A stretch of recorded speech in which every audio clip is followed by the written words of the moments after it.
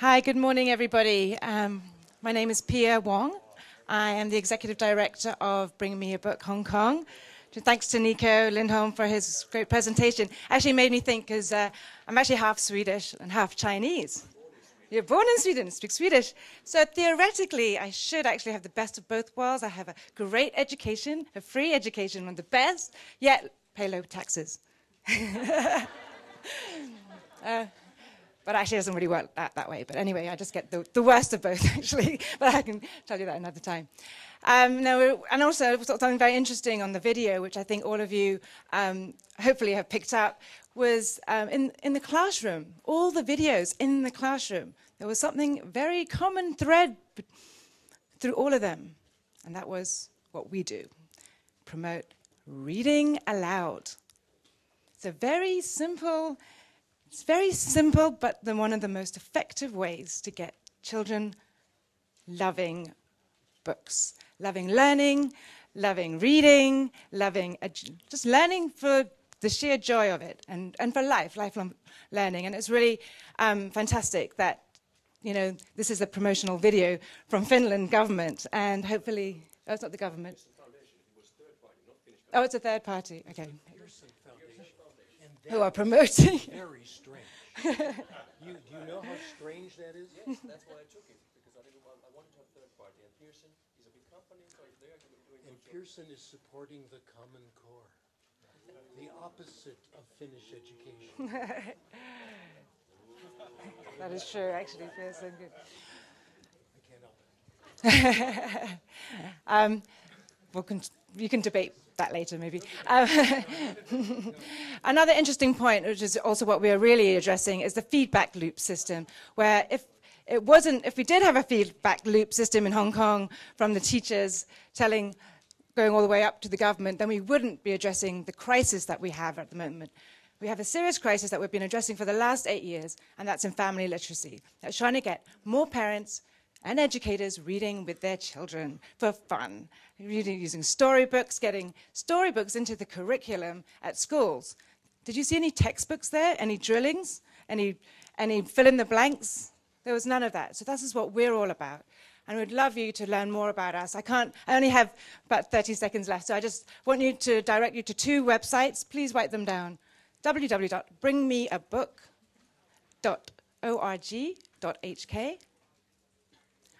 The other one is our Love to Learn campaign. Without the Chen Yat-sen Foundation, we have representative here, Executive Director Tina Chan, who's helped bring Stephen Krashen from the US over here to come to the conference. LoveToLearn.asia. Please do check it out. This is all about addressing this issue of advocating for the right for children to enjoy learning, basically, when it comes down to it. So I'll hand you over to Dr. Krashen. His full bio is in the prospectus, so you can have a look. But he is the world's leading expert in the field of language and literacy, language acquisition. Really? Yes, you are. I didn't know that. Wow. I learned a couple of other things from reading my bio. I learned that I'm a kung fu master. It says so right here. Actually, that's not true. Don't be afraid. I have a black belt in Tae Kwon Do. That's true. But I have to tell you, I got the black belt on the basis of the written examination.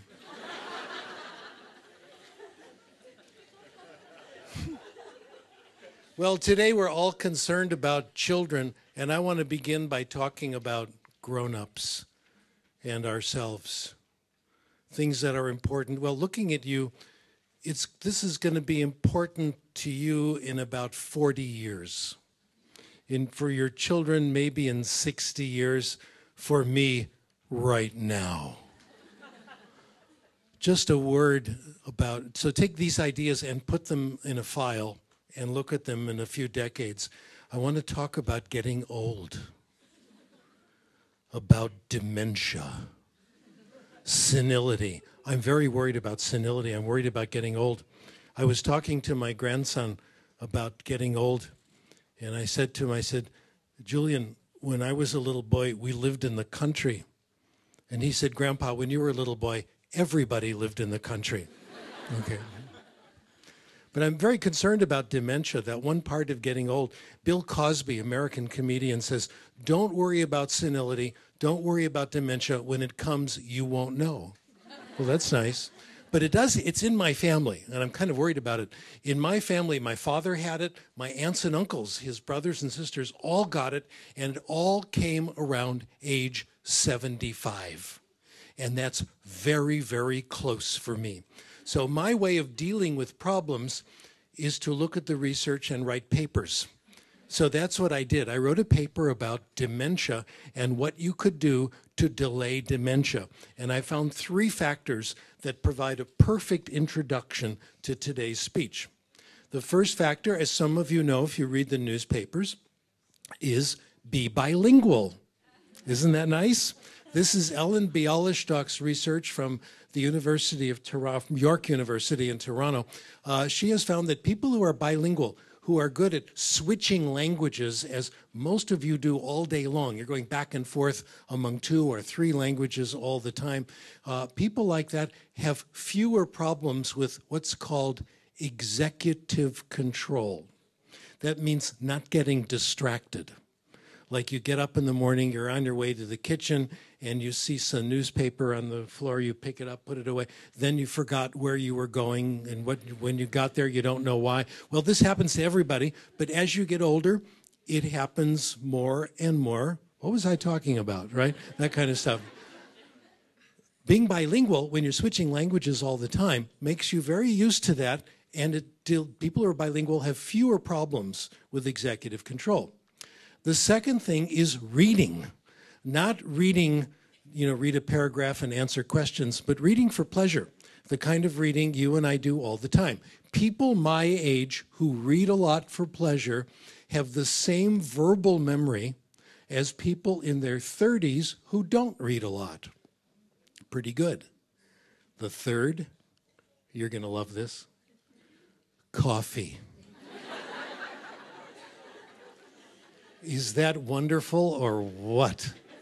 The research is quite different. Research foundations have come to the same conclusions. 3 cups a day of freshly brewed coffee will delay dementia 6, 7, 8 years. Yes. Now, there is, people have asked me, what about decaf? I refuse to look at the research on decaf. Decaf is an insult.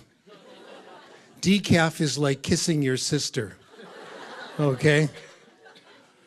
There is some research out that is conjecture. They've extrapolated from studies of mice, but it's quite fascinating. They think 5 cups a day of freshly brewed coffee might reverse Alzheimer's. Whoa. Now, the nice thing about this is that you can do all 3 at once. You can read a book in a foreign language, drink coffee, the fountain of youth, all at the same time. Now, if anyone is interested in getting a research grant to work on this, and I hope you do, I volunteer my services as subject. So I can get free lattes and help science at the same time. I have this former student, Kyung-Suk Cho, who lives in Busan, and she's always filled with phenomenal ideas all the time. Fantastic. And one of her many great ideas, she says, you really ought to tell Starbucks about this. If you go to Starbucks, they used to do this. You get a cup, and they have words of wisdom on the cup, like, protect the earth, resist evil, be good, So I thought if I sent them my paper, they could use it to push coffee, keeps you young, and we could score some points for bilingualism and literacy, some points for our team. So I sent them the paper. They wrote back. A friend of mine calls this a case of corporate dementia. They wrote back and they said, "We are not interested in new economic ventures at this time."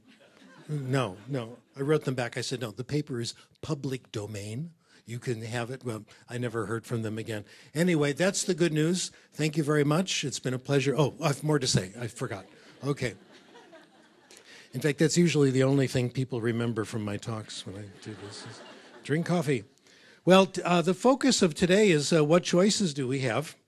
And my major point is that we have a choice of doing it the hard way or the easy way, whichever you like. And the hard way doesn't work. The easy way works. This is the best possible news. We are engaged right now in a war. Oh gosh, we're running out of time. I think I'm going to cancel break and lunch. Is that okay? Yeah.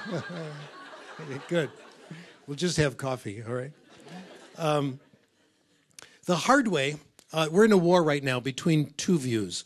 One view I call, and this is on your notes, and I'll just make a few additional notes here, between a hypothesis called the Comprehension Hypothesis and a hypothesis called the skill-building hypothesis. A major war, and it's a good war. It's a war that should happen because whoever wins, we will profit. This is the way science works. This has encouraged a great deal of, I think, important research.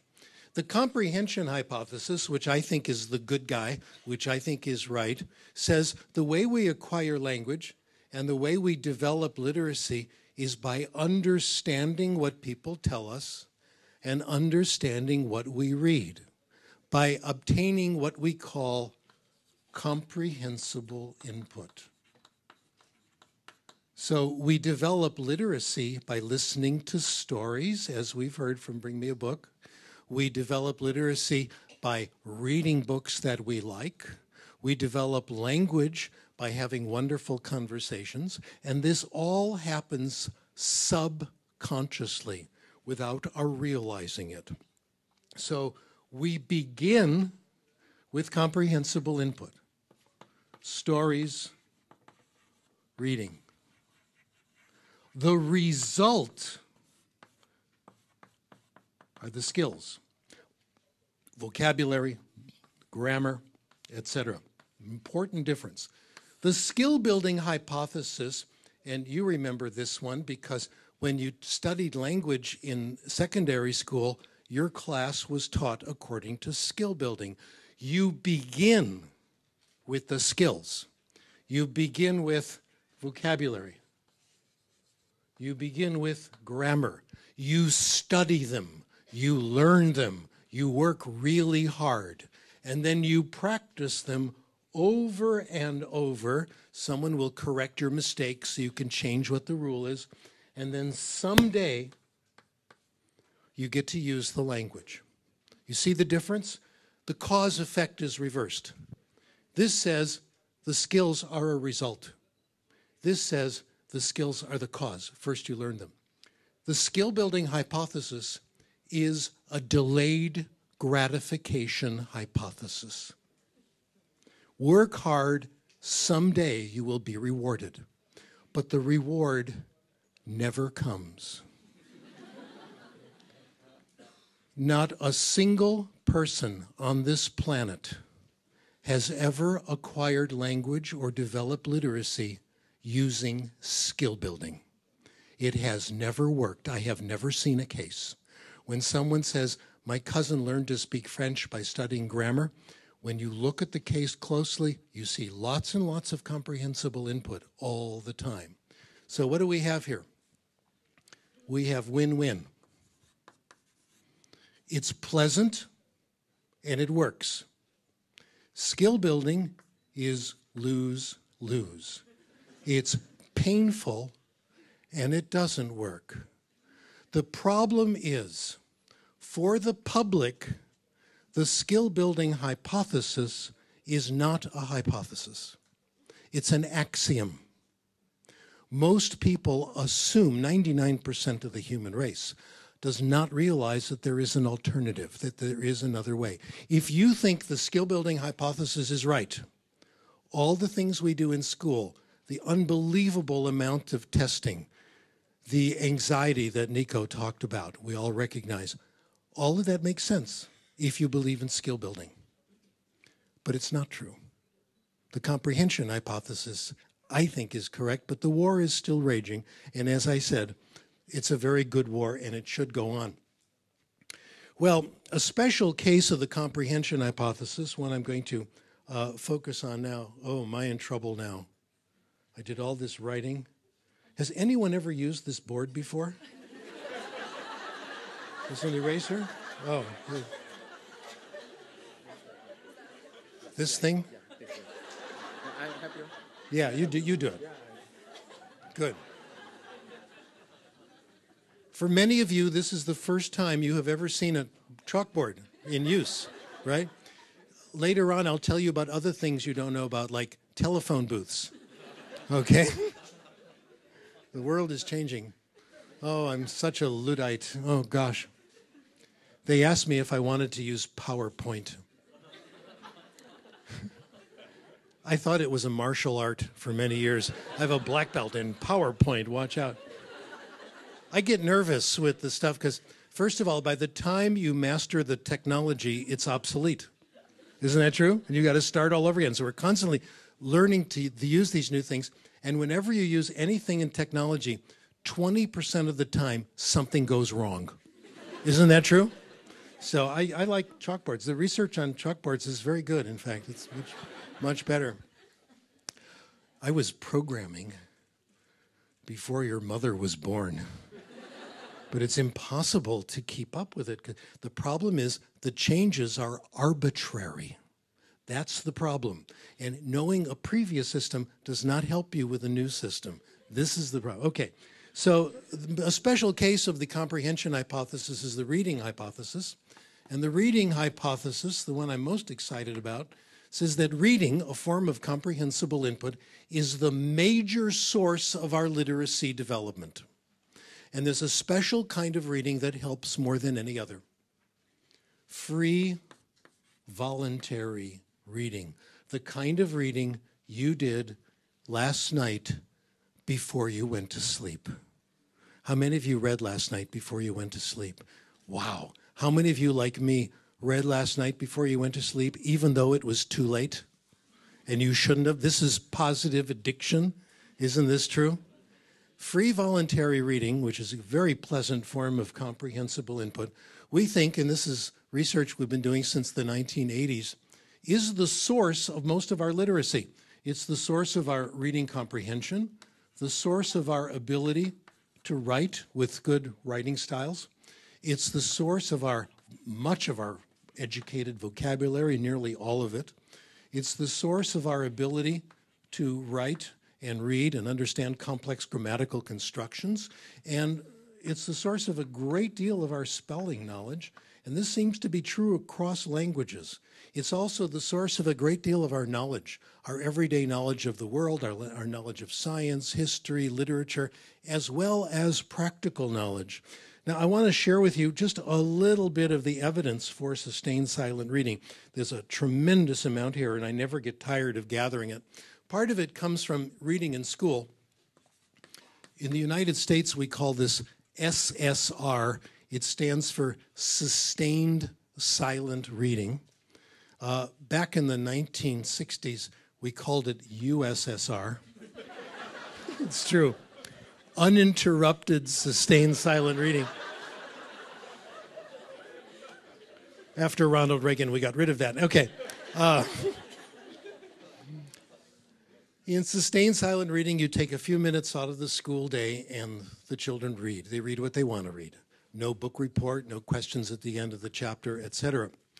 And the teacher gets to read whatever the teacher wants to read. Now, we've got to find out if this works. I have calculated, if you're a teacher and you do 10 minutes a day of sustained silent reading, and you read while the students are reading, over a normal teaching career, this amounts to 3 months paid vacation. Are you with me? Yeah, teaching's hard, so give them a break. Anyway, the research on sustained silent reading is very straightforward. One group does sustained silent reading, the other does skill building for that 10 minutes a day where, they do read the paragraph, answer the questions, draw a line from the word to the definition, etc. The research has been stunning, first language and second language. Those in sustained silent reading, the worst thing that happens is they do the same, and generally they do better. I have one study I want to share with you because it's so interesting and it has good gossip. the Fiji Island study. On your sheet, this is Ellie and Mangubhai. Oh, here we are again. And I'd like to direct your attention to the board, not to the handout. So, yeah, I'm unpredictable, though. I never know when I'm going to do. I'm not used to having this help. This is great. Yeah, get rid of that. Yeah, bring me a double espresso, too. Okay. Oh, really? You got two of them? The only ones in the... Oh, God. High tech, you see? See, it's not working. What did I tell you?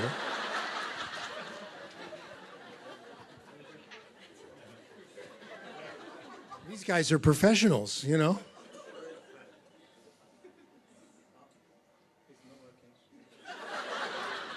All right, just bring it down. We'll work with this.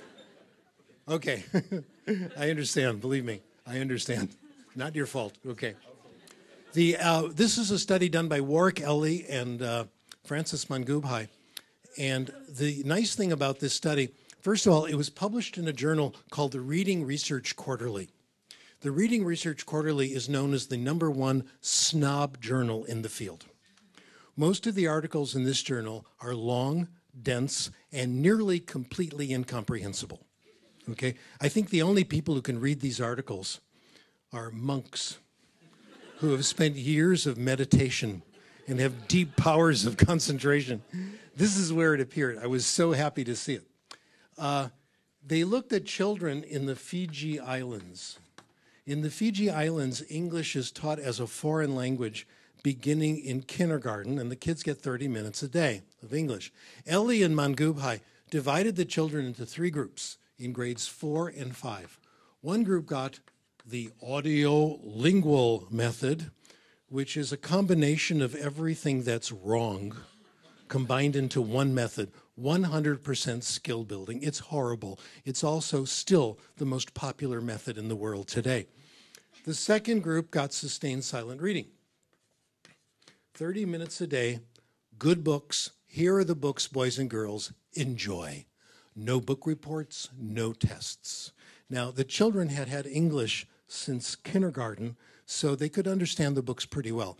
The third group got a program called shared reading. We know it as big books. The children are read to from large books. Everyone can see the books. They talk about the stories, they discuss the stories, and they do self-selected reading. I'm now going to give you the results. Don't look at your sheet. Watch the board. It's much easier. But before I do that, I want to review what we've got here. We've got Warwick Ellie. Warwick Ellie is a hero, let me tell you. A retired professor from New Zealand who has done wonderful work for decades in the field. The guy is wonderful. His colleague, Francis Mangubhai, first class. Francis spent a week with us at the University of Southern California. It was fabulous. So we have first-class researchers. Number 2, we have the most conservative journal in the field, the Reading Research Quarterly. This was not published in the international newsletter of the Communist Party. Okay? This was a very conservative mainline journal. Number 3, standardized tests. Everything the harshest critic would ever ask for.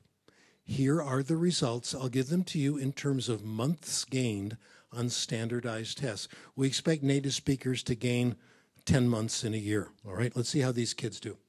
Audiolingual group, 6.5 months gained. Sustained silent reading, here it is. I am about to change your life as this number changed my life. 15 months gained. Wow, not even close. I didn't make this up. This is from the journal. Big books, 15 months gained. Fifth graders, audiolingual, pathetic, 2.5 months gained. Sustained silent reading, a modest but respectable 9. Big books, 15. The readers were better. The second year of the project, this 9 disappeared. These groups were identical and even farther ahead of the audiolingual group.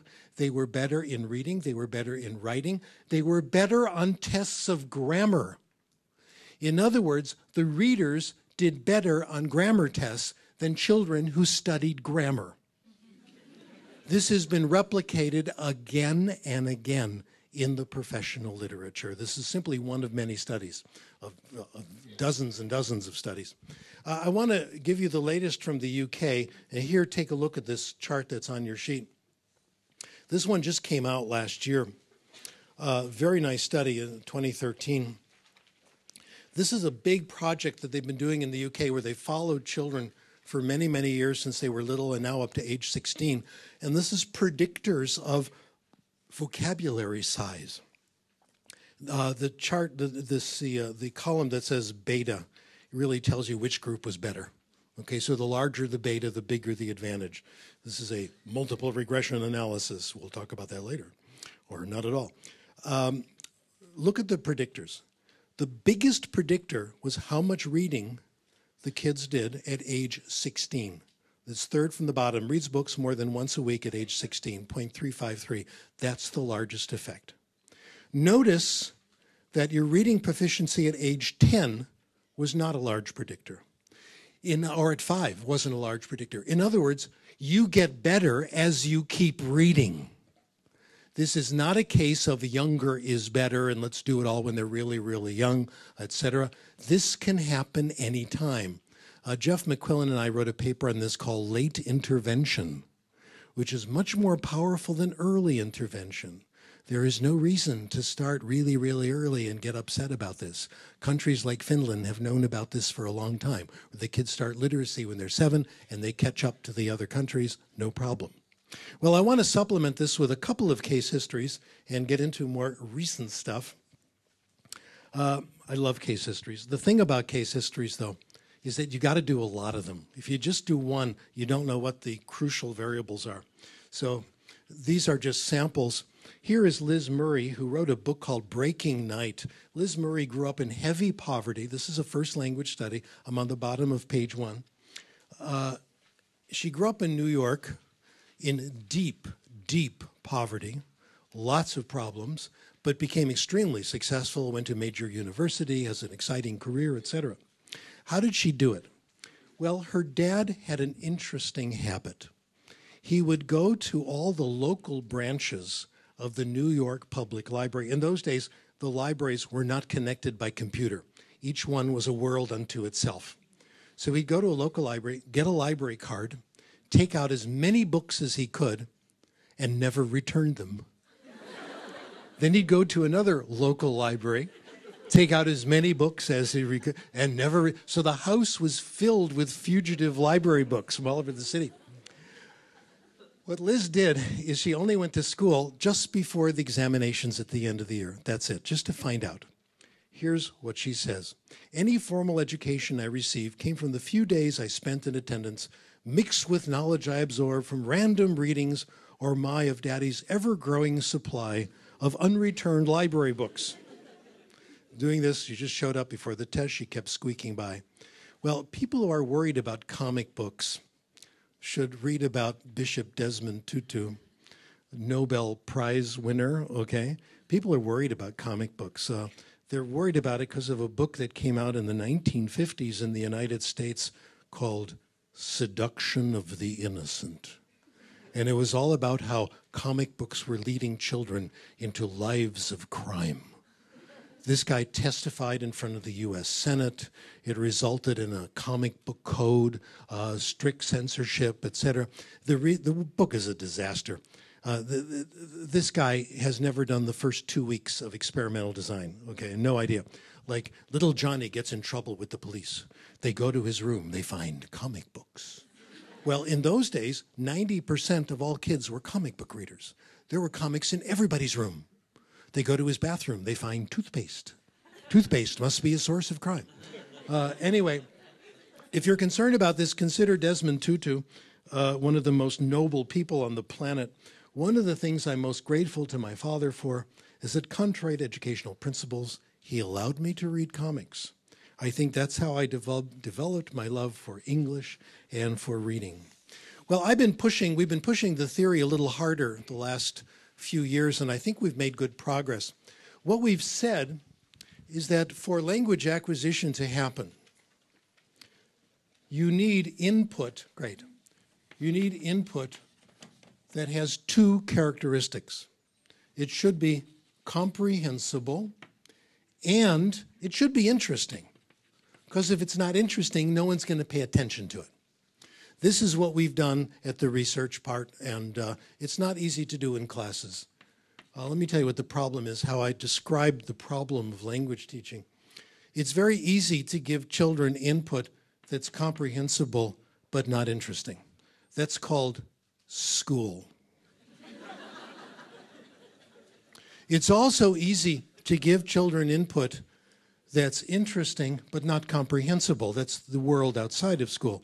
And my colleagues at the university have dedicated their entire careers to providing us with input that is neither comprehensible nor interesting, in my opinion.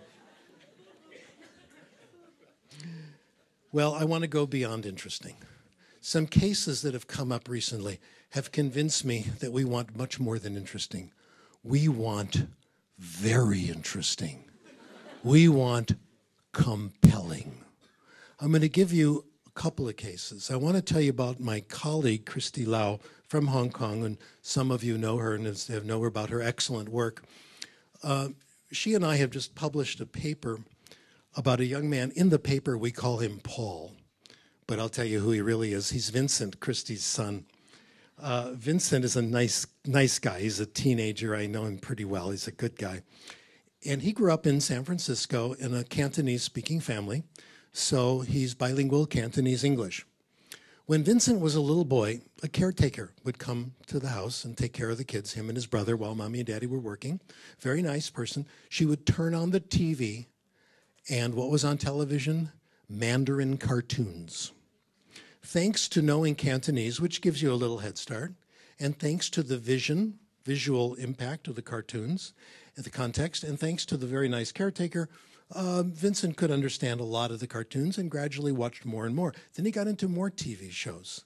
Then he got into all these series, and the swordsman series, and then the historical series. And then Dad started bringing home movies in Mandarin. And Vincent and his brother, because they got along so well with Dad, grandparents, they would watch the news every night in Mandarin. Today, as a young man, a teenager, Vincent speaks Mandarin pretty well. Guests come to the house.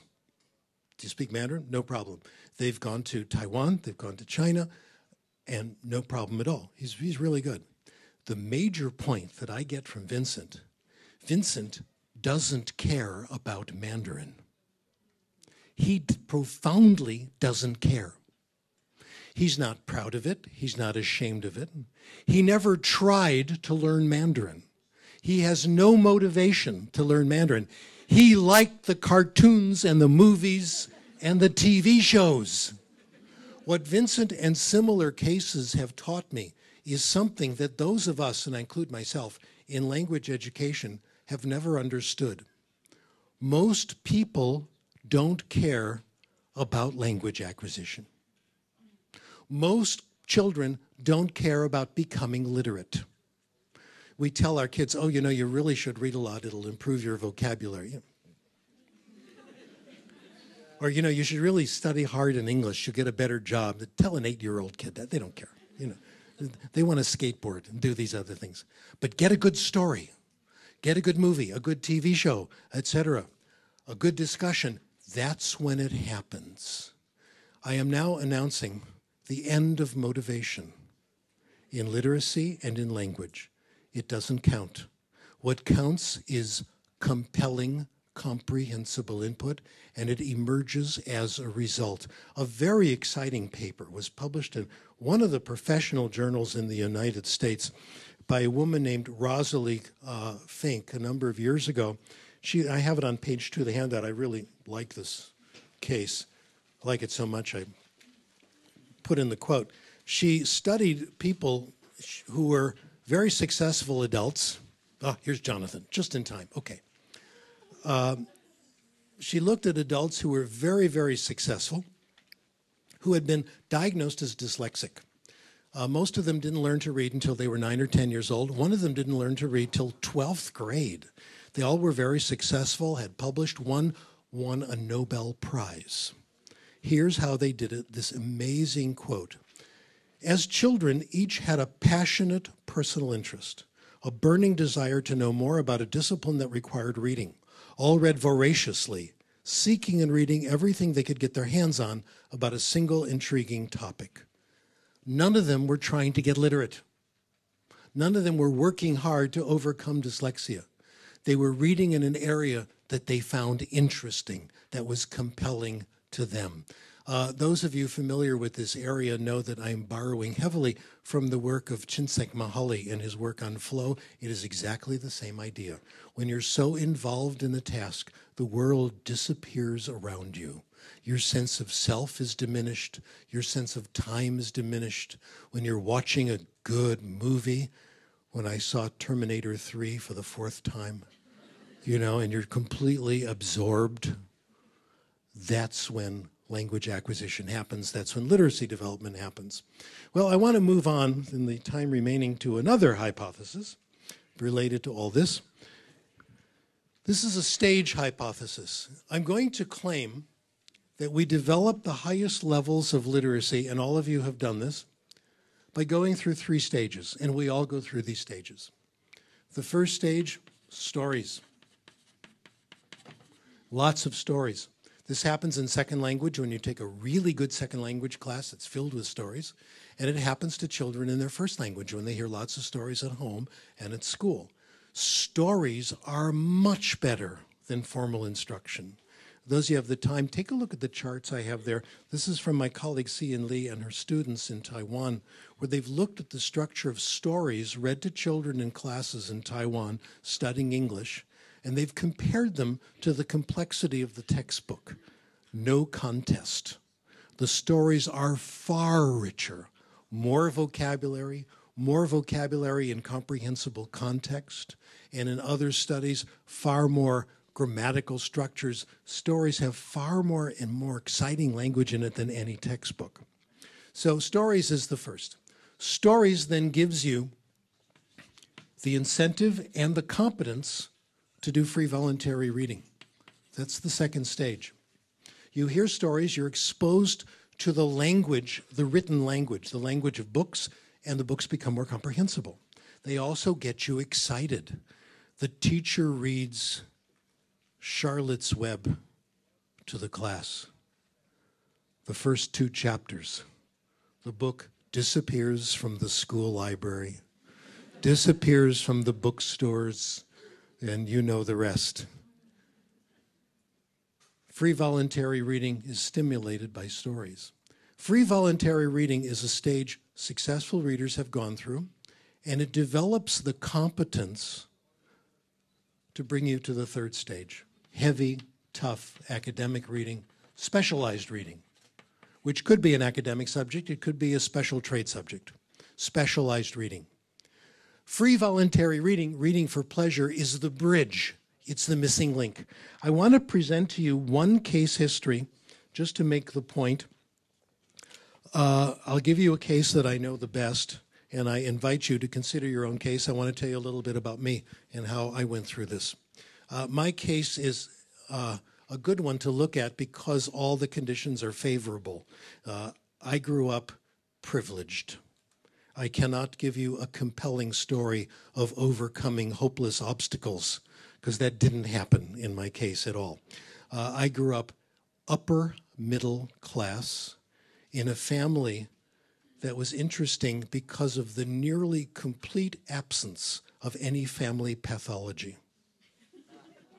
My mom and dad loved each other. They loved me and my sister. We never had arguments. My older sister, I will never understand her. She's always been so nice to me. And I don't know why. To this day, it's the same thing. Anyway, so when I was growing up, there were books everywhere. Mom and Dad read stories to us. My sister read stories to me. If I asked her, she probably still would. She got me involved with radio programs, school, lots of books, etc. Then free voluntary reading. This was the middle stage for me. I went through 3 stages in free voluntary reading, starting in middle school. The first stage, are you listening, Jonathan? This is for you. The first stage was comic books. Oh my gosh, I spent years reading comic books. I was in the low reading group in school, and Dad felt the answer was comic books. And he got me comic books and encouraged me to buy comic books. In fact, Dad gave me an unlimited budget for comic books. A round of applause for my father, please. What a difference that made. In those days, I was at a disadvantage in those days because this was the 1940s and 50s. And all we had then was Superman, Batman, and this guy called Captain Marvel. It wasn't like today. Comic books today are much better. Oh my gosh. Thanks to Stan Lee and Marvel Comics, the introduction of Spider-Man in 1961, which just changed everything, a superhero with problems. And today the entire Marvel universe has had a very powerful, positive, I think, impact on literacy.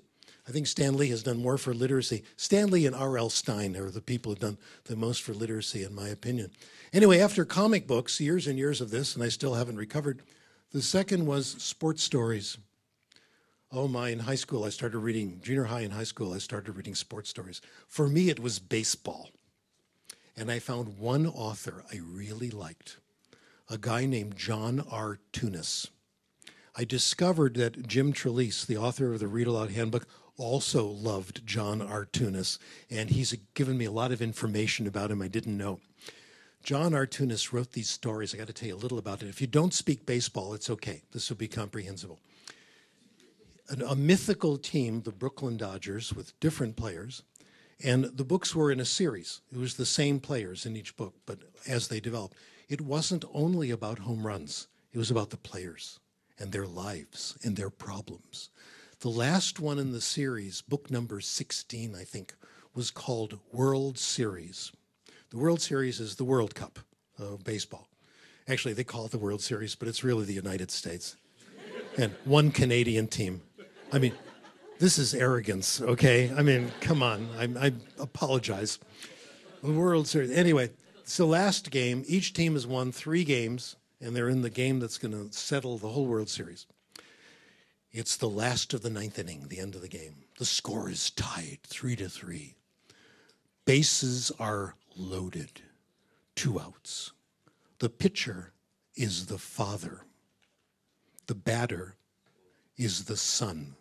And they haven't spoken for 15 years. That's good writing. If you want to find out what happened, you're going to have to read the book yourself.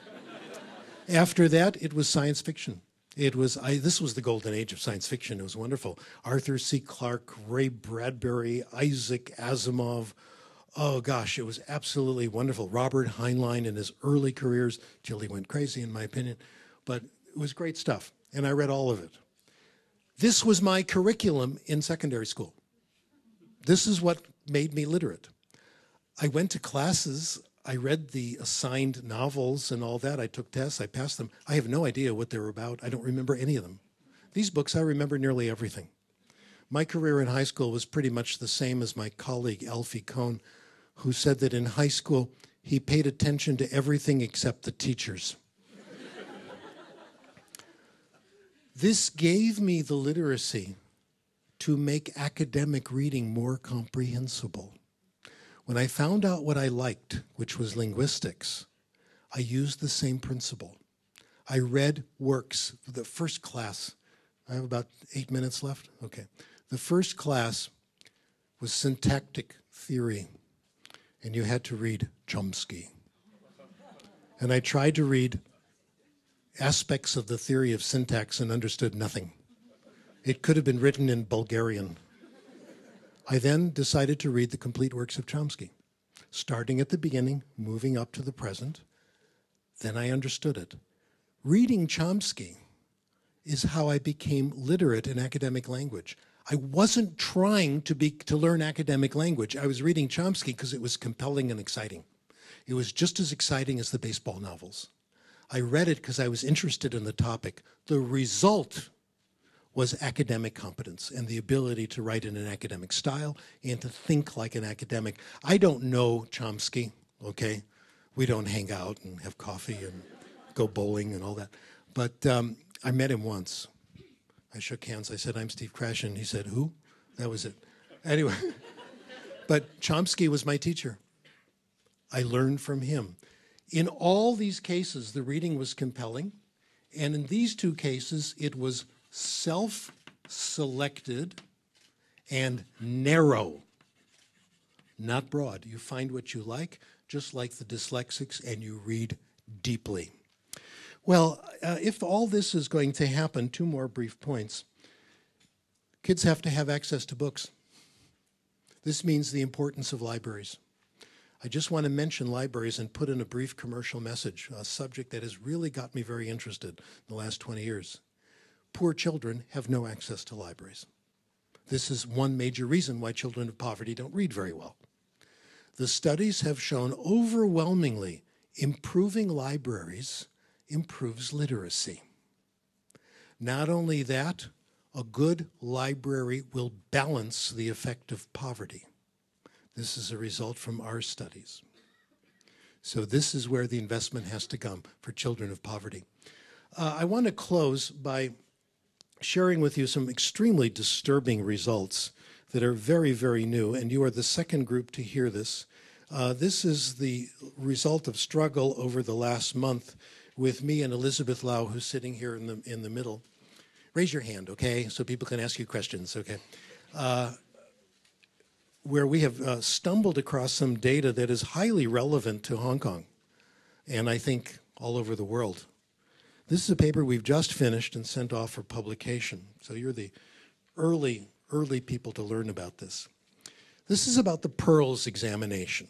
Everybody knows about PEARLS. This is an exam given to kids who are 10 years old, countries all over the world, who, just a second, who want to